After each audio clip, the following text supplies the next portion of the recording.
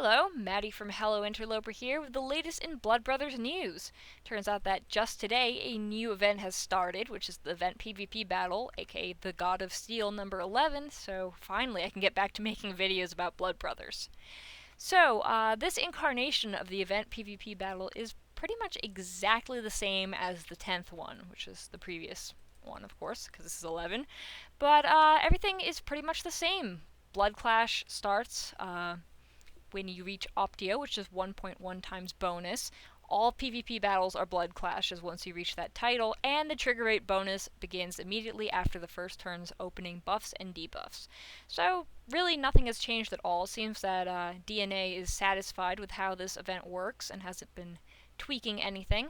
Now, of course, there's one thing that is always different with every PvP battle event, and that is the rewards. And it turns out that this event kind of has a little bit of a theme to it, and the theme is Lizardmen, because we have Lizardman Legendary and the Lizardman Rare. So, first I'll go over the Legendary, because of course the Legendary is always quite interesting and cool looking, and this is Legendary. His name is Vizat Dragonbone Warrior. So, let's go over him in a little more detail. And I will do that right now. Just stretching the screen here. There we go. So, Vizat Dragonbone Warrior, I have the second evolution showing here. He has a new ability, which is Blade of Madness, and I will go over that.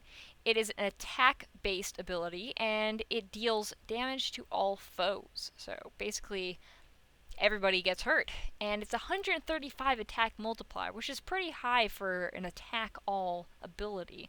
So this will be quite useful, and I say that because he has an incredibly high attack for a legendary at least. He's got very high agility, about 17k, 17.6k attack, lower wisdom, okay defense, pretty high HP seeing that he's mostly attack based.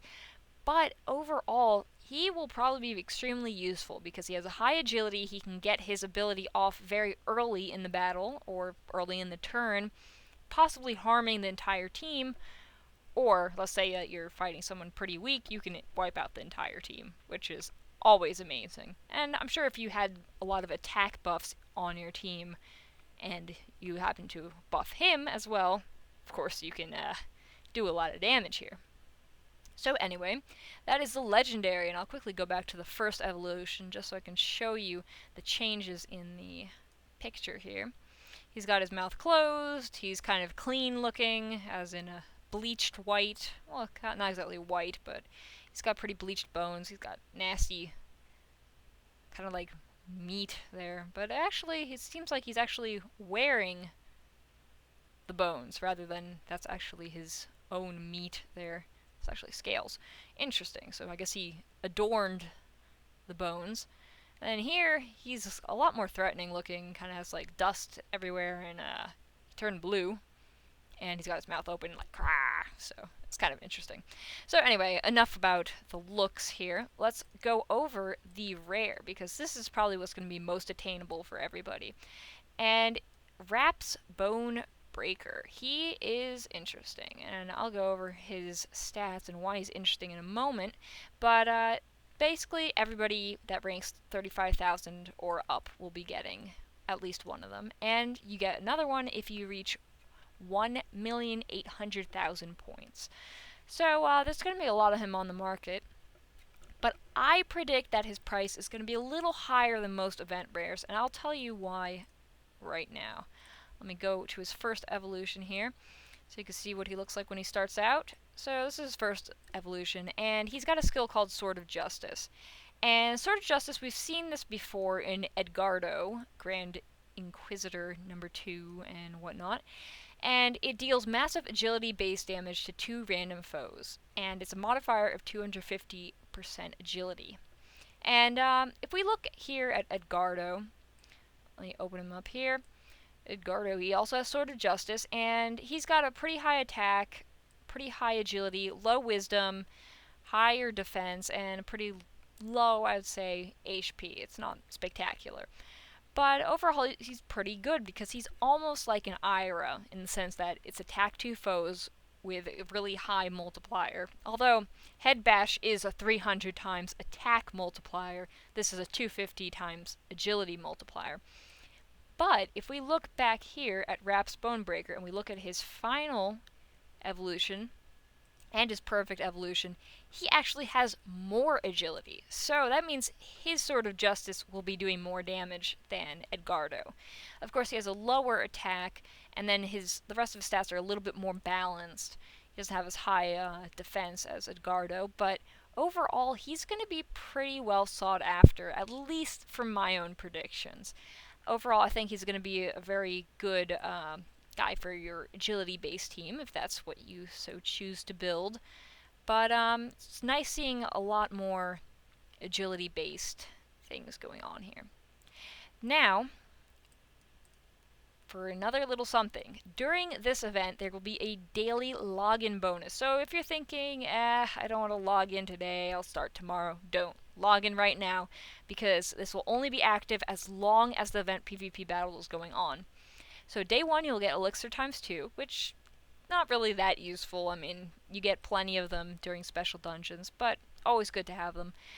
Now, day 2 is a little bit confusing because though the wiki says you get event silver coins ×10, the login image when you log in says silver coin ×10, and it actually does have the image of a silver coin, which makes me believe that whoever did this entry in the wiki was a little bit mistaken. But we'll see for sure the next day.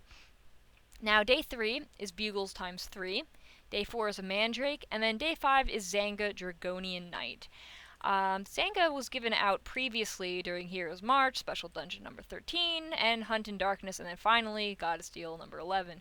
So you probably have quite a few of him already, and if you don't, then, well, you get to have one. If you do have a lot of him and are trying to finally evolve him into something better, well, this is your chance.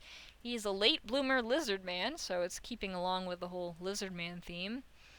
And his final evolution is Zanga the Iron Storm number 2, and he's not exactly spectacular. I mean, he's not as good as the event rare, of course. But he does have a fairly high agility, 12k, low wisdom, okay attack, not so great HP. But what really matters is that he has Shadow Strike, which is a very good ability. We've seen it in Norge the Ironclad, can't speak today, and Tavascara, or Tavascara, however you pronounce that W. And its Shadow Strike deals agility-based damage to 4 random foes, 100% agility multiplier, so in this case it will do 12k to 4 different foes each. But it's kind of interesting to see that a lot of agility-based attacks are being added and reincarnated through different minions here. Because, well, face it, attack has been getting a lot of attention, and now it's kind of leaning a lot more towards everything else. I've personally never seen so many agility-based things added, so it's kind of refreshing, especially because I have a Golden Lance and am trying to build an agility-based team. So that's pretty much all you really have to know about this event. Just pretty much it's the exact same thing as the last one, although it might be worth it just to participate in this event because Rap's Bonebreaker might be actually worth something on the Bazaar. And I know a lot of different familiars have been languishing on the Bazaar and not even worth one Gjallarhorn, which is kind of sad to see that everything is a lot tougher to get. But who knows? Maybe this will actually help everyone out, get them the Gjallarhorns that they need to build their team. So anyway, just want to say good luck everybody, and until next time.